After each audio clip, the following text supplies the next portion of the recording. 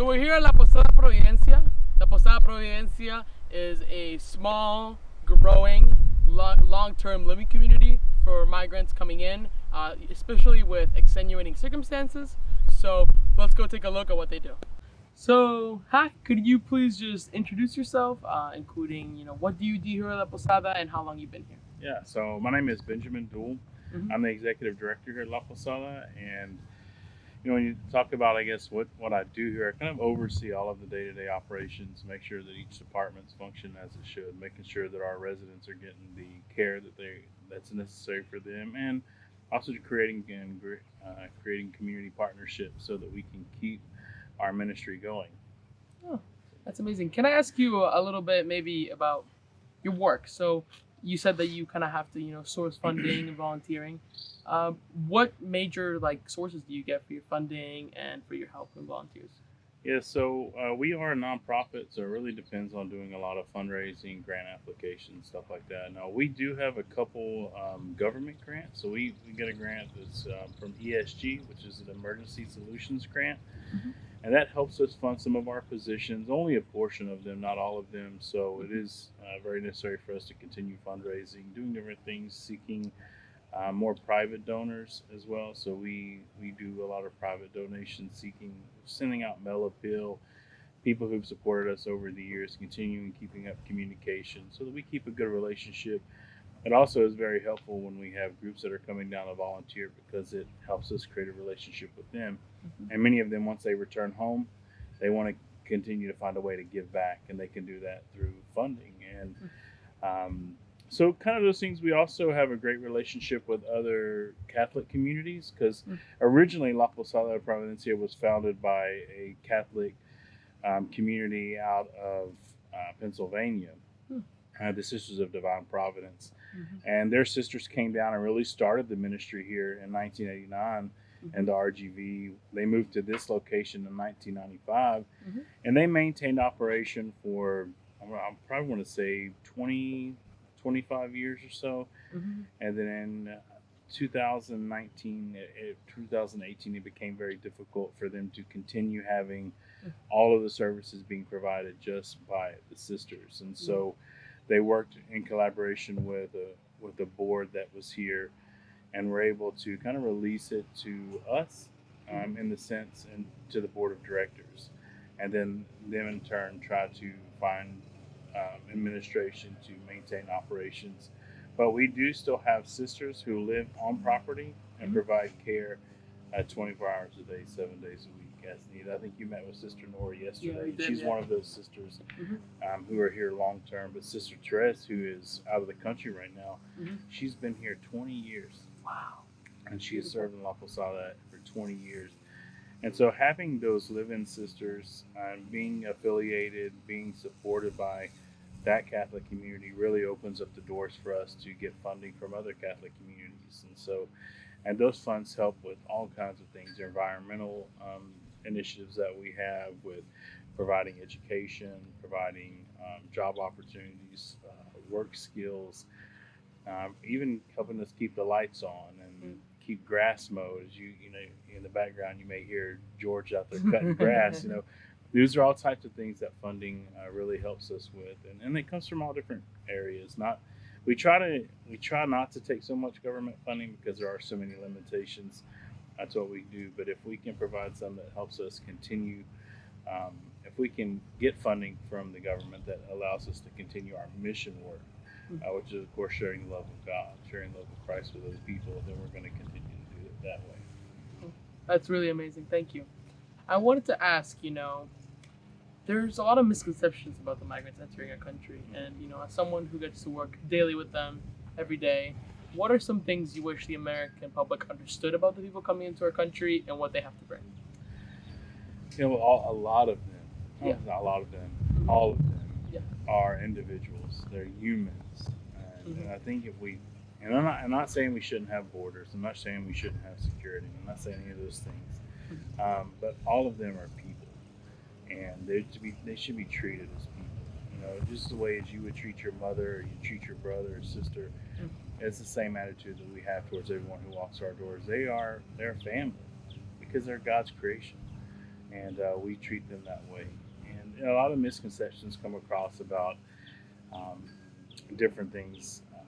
I know we hear a lot about people call them criminals, but in reality, a lot of them are just normal people looking for stability in their life, looking for a safe place for their families, looking for an opportunity to grow themselves. And we've had people who've come. We had a gentleman who just came through last month. Came here with 4 master's degrees. 4 master's degrees. Wow. Yeah. That's more than I could ever think of I getting. know, Wow. right? And so the people that come through, they're educated. They are professionals. They've had careers in their own countries, and a lot of them just hit hard times. So their countries are going through really gigantic economic shifts or shifts in their country's leadership that have made it very difficult for them, even if it's in their religion. A lot of countries there's some religious issues that they're coming to this country with, trying to seek asylum, trying to find safety and refuge. And so when we bring them in, we first just sit down and have a conversation with them. We want to hear them. We want to talk to them. We want to find out who they are, what areas of interest that they have, or what areas of skill that they have. And so that from there we can better formulate a way to care for them and to provide resources for them. If we know that somebody's a carpenter, they come with those skills, we want to try to get connected with somebody who's in the carpentry business, so that they have a path in the direction they go. A lot of them come to us without any ability to work. They don't have work permission, and so that's kind of a big step to get through, because really our goal here is to not only provide them a safe and secure place, but to get them on a path where they can become self-sufficient. So, and a lot of that takes them being able to legally work in the U.S., which is a very difficult thing to navigate. The process is long.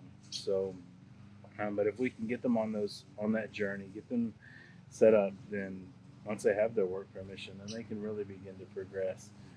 And if they begin to work, then we give them an additional 90 days to work, to save money, to find housing, and all those things. And we've had great success with that program and the Waves one.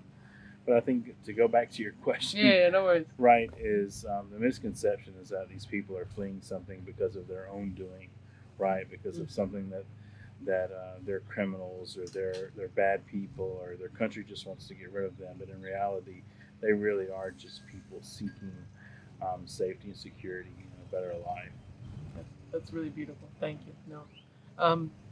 So I asked this to Sister Nora the other day, and Okay. if I were to show someone this beautiful facility and all the great things you do, some people might have the reaction, "Oh my God, they're just they're getting handouts. These people are just taking our money and doing nothing with it." And I know that could not be further from the truth. That's great. Yeah, and as someone who manages all the money operations, can you give us a couple of examples of how you see the funding and the volunteer efforts really come to fruition and allowing to empower your clients? Yeah, so I spoke to a second ago. We really strive for an individual to become self-sufficient. We know that the American culture and society is much different than many other countries in the way that they function, and so really taking someone where they're at, and again, some people do come here completely uneducated. Some people can't read or write. Many of them, probably 80% of them, don't know an English word. And so kind of one of the first steps that we work on is the sisters really work hand in hand and teaching English as a second language, just to prepare them for the communication in the U.S. Because the majority of them do not stay in the valley, right? Majority of them move northward. And the further you get away from the valley, the less and less people speak Spanish. Exactly. And so teaching the English language is very important. And through that, and it's not just the English language, but she begins to teach them culture. She begins to teach them finances. She teaches them, a lot of them, they do citizenship classes and things like that. So they begin to understand the U.S. They begin to understand our government. They understand our banking system. They understand all of those things. And so, and all of them, we have many opportunities, and many of them volunteer to I say volunteer. We really utilize those as self-skill classes, life Yeah. skill classes. So a lot of them will work with George Yeah. and learn how to do gardening, learn how to do landscaping, learn how to properly cut grass, how to repair a lawnmower.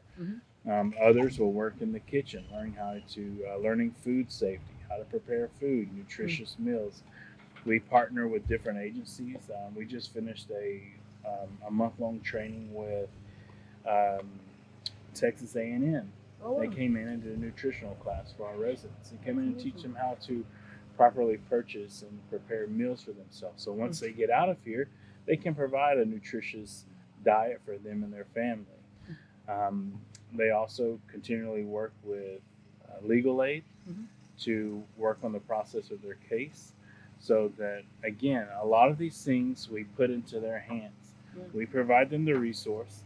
They take the resources and make best use of it. Unfortunately, we do have some people who will come through and they don't utilize those resources.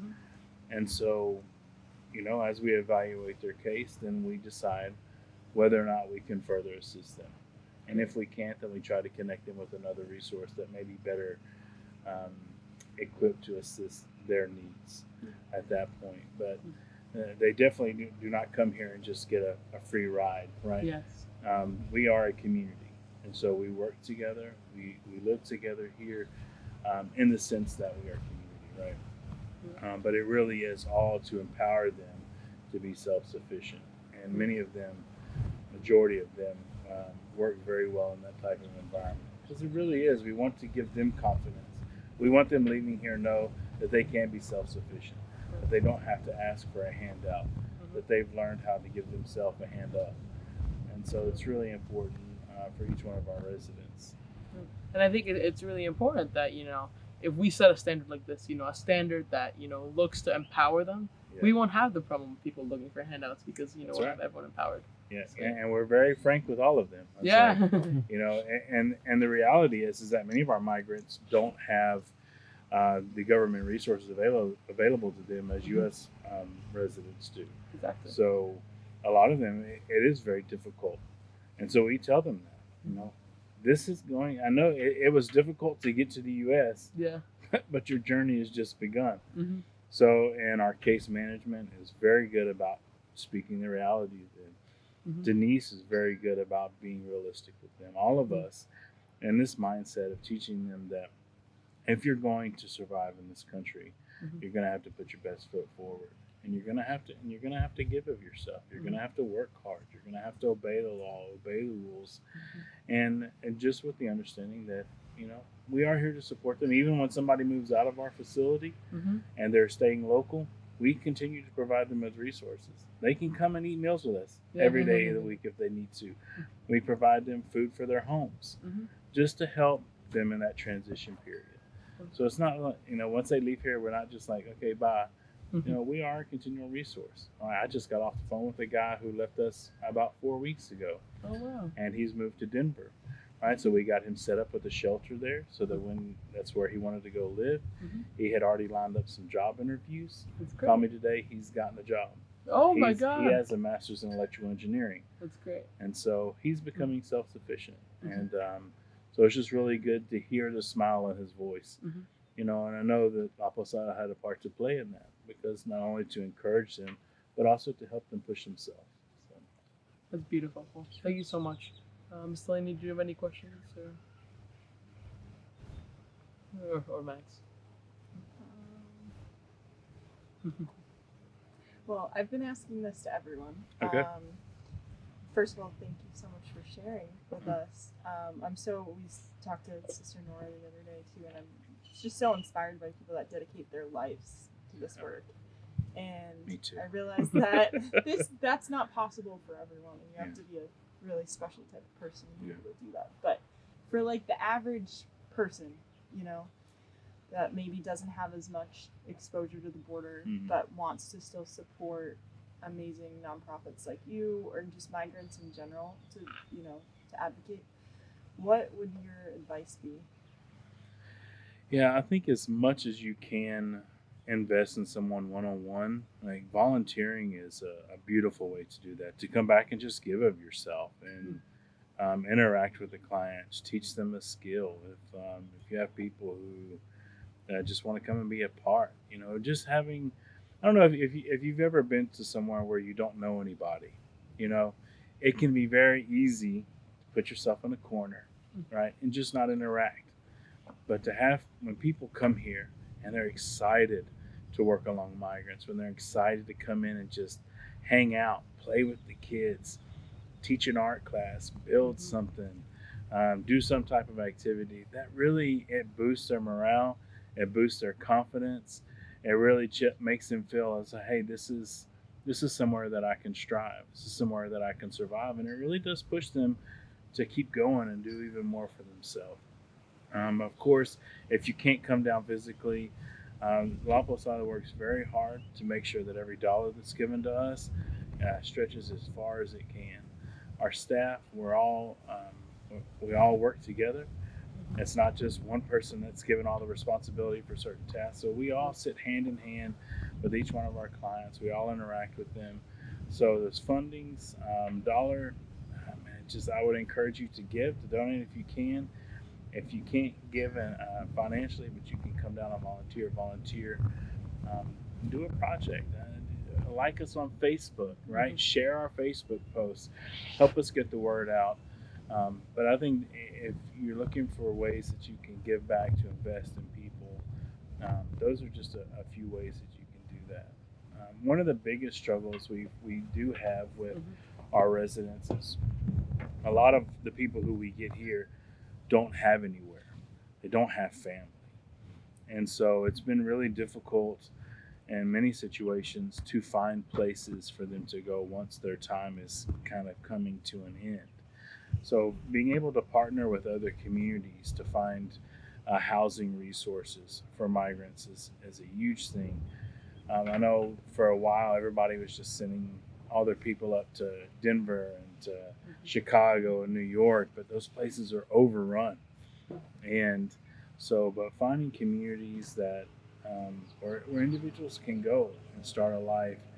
So if anybody you talk with or any communities that you're involved with, if someone there knows of a way that migrants can find stable housing, that would be a huge asset for the migrant population, to say they really do strive to become self-sufficient. That's beautiful. I don't know if that answers your question. No. It answered it and much more. So no, okay. Thank you so much. Okay. All right. Well, so I'll start off by asking you to introduce yourself. So name, what you do here at La Posada, so a little the position and then a little description, and then how long you've been here. My name is Michelle Yates. I'm an HMIS analyst. I'm the admin of it, and I also help with case management. I've been here for 12 years. 12 years. Wow, amazing. And can you describe a little bit of what your position kind of does? What's the purpose of it? I collect the data that for our clients, like their names, their countries, date of birth, their sponsors, where they're going to, the services we provide, like clothing, meals, doctor's appointments, ICE appointments, fingerprint appointments, anything that relates to the client that we do services for. Wow. Amazing.